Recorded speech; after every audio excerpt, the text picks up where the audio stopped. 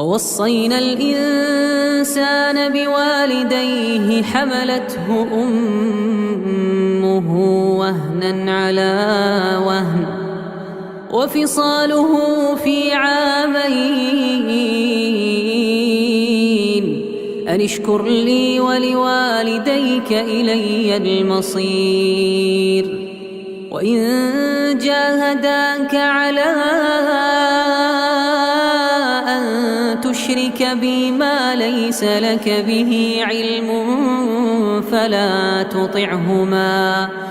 وصاحبهما في الدنيا معروفا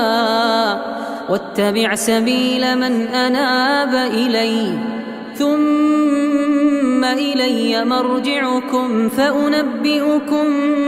بما كنتم تعملون.